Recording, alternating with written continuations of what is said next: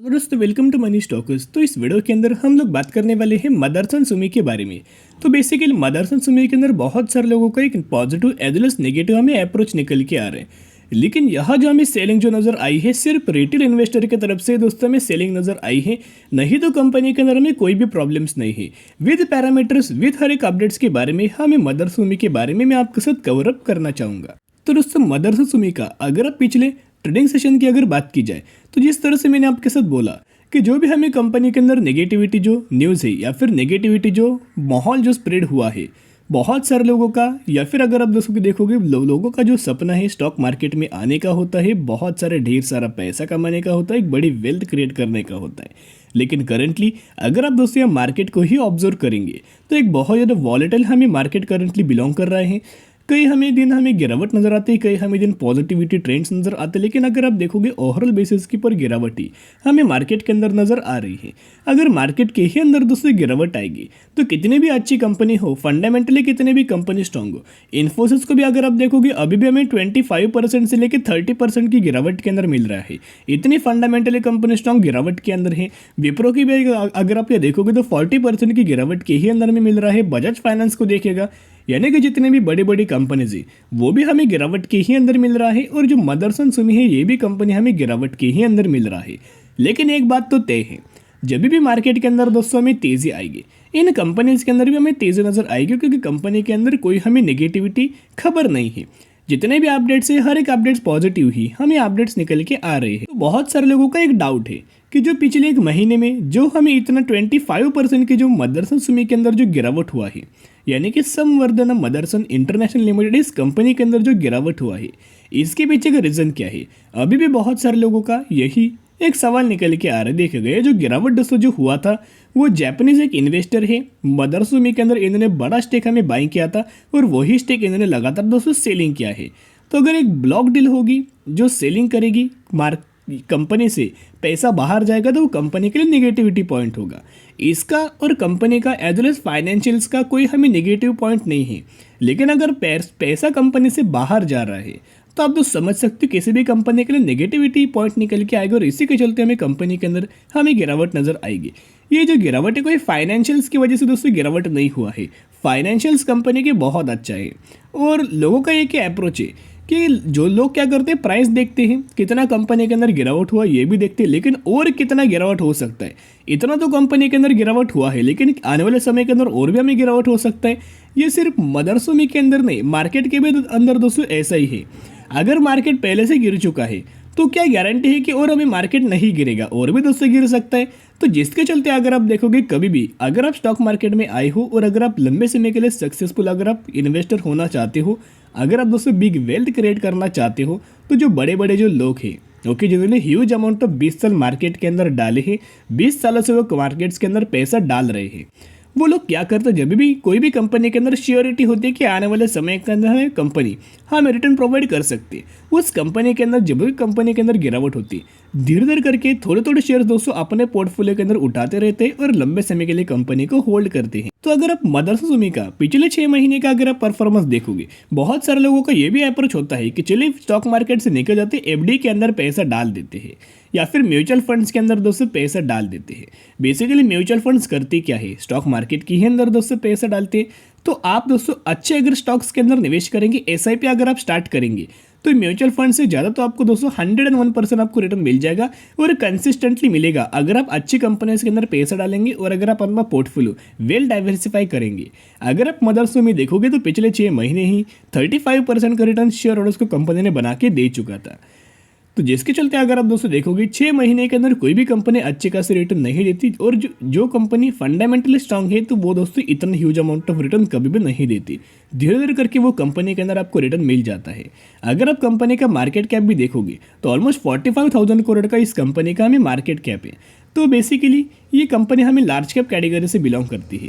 तो दोस्तों मदरसन सुमी का अगर आप बिजनेस देखोगे तो बेसिकली एक ऑटो एसेसरी सेक्टर से कंपनी बिलोंग करती है, और ऑटोमोबाइल के जितने भी हमें कंपोनेंट्स निकल के आ रहे हर एक कंपोनेंट्स के अंदर कंपनी ओरिजिनल पार्ट्स हमें मैन्युफैक्चरिंग करती है और उनके क्लाइंट्स को सप्लाई करती है। अगर दोस्तों इनका क्लाइंट्स बेस अगर आप देखोगे तो अशोक लेलैंड है, ओके, अशोक लेलैंड, टाटा मोटर्स है, जितने भी ऑटो सेक्टर की कंपनीज है वो हर एक कंपनी, या फिर आप पकड़ सकते हो कि मारुति सुजुकी है, जितने भी ऑटो सेक्टर के कंपोनेंट्स है वो हर एक कंपनी मदरसन सुमी यानी कि संवर्धना मदरसन इंटरनेशनल लिमिटेड से, इसी कंपनी से वो जो स्पेयर पार्ट्स होते हैं वो मैन्युफैक्चरिंग करके ले लेते हैं। तो चले दोस्तों पैरामीटर्स के बारे में बात करते हैं। बहुत ज़्यादा इंपॉर्टेंट जो चीज़ है, लोग पैरामीटर्स को कभी भी नहीं देखते, प्राइस रेंज देख के निवेश करते हैं।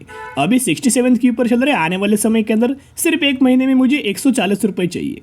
ऐसे दोस्तों स्टॉक मार्केट के अंदर सक्सेसफुल नहीं बना जाता, या फिर ऐसी कंपनी पेनी स्टॉक होती है। ये जो 67 का स्टॉक है वो जीरो भी हो सकता है, तो ये खासियत होती है पेनी स्टॉक की। तो ऐसे टाइप के कंपनीज को इग्नोर करना, अगर आप निवेश करेंगे छोटे से अमाउंट निवेश करना, ऐसी अमाउंट जो अगर डूब भी जाए तो भी आपको कोई प्रॉब्लम नहीं होना चाहिए। चल गया तो चल जाएगा, लाइफ सेट हो जाएगा, अगर नहीं चला तो जीरो हो जाएगा, तो भी मुझे कोई यहाँ डिफरेंस नहीं होने वाला, तो भी मुझे कोई फर्क नहीं पड़ने वाला।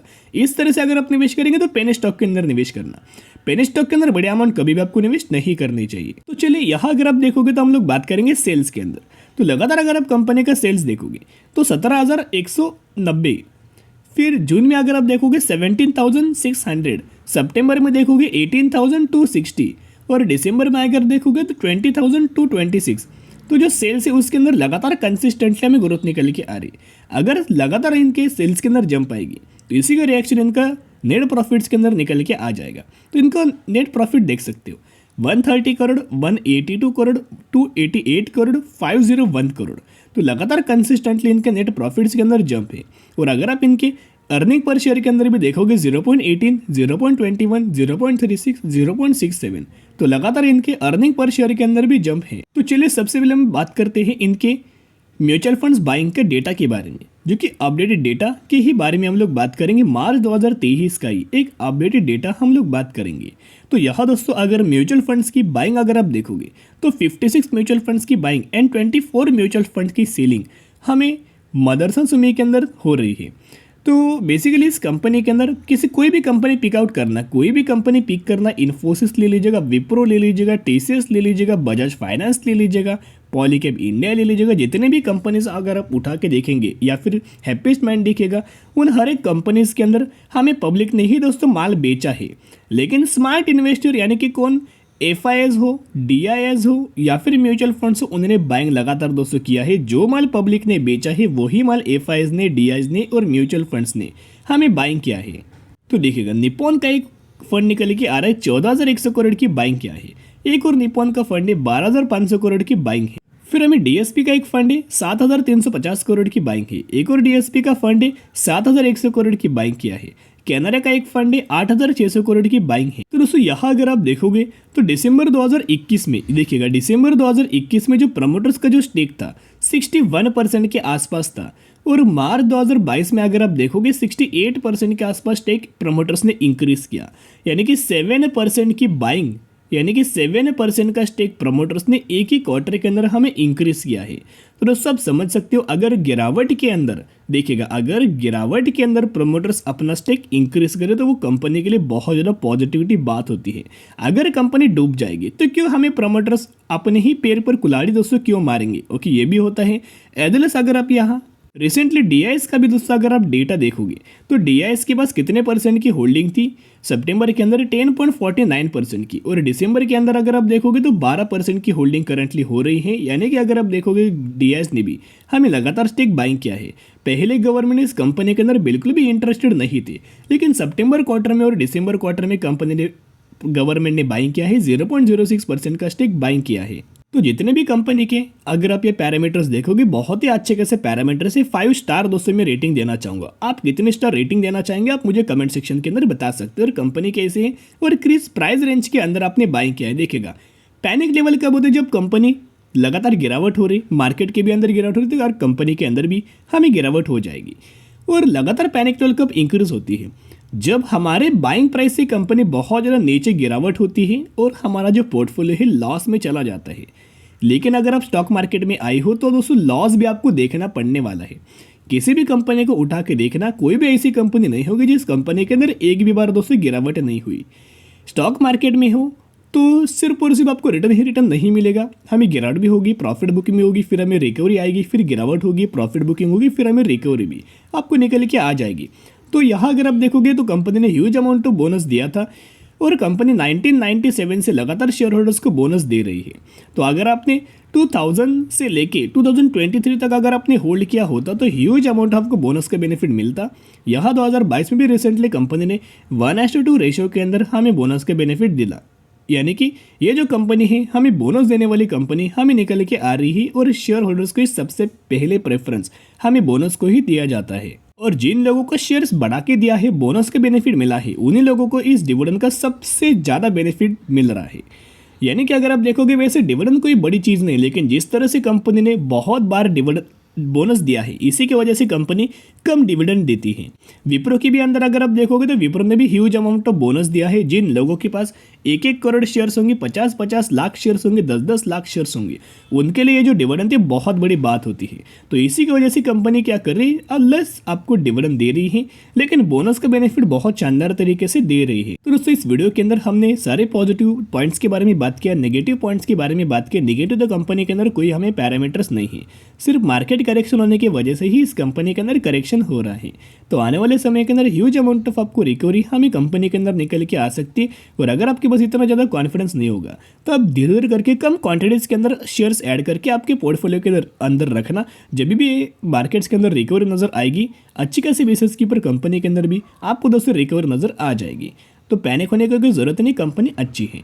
तो आज के लिए इतनी। अगर आपकी वीडियो पसंद है जरूर वीडियो को लाइक शेयर और सब्सक्राइब कर सकते हो। फिर मिलेंगे, बाय।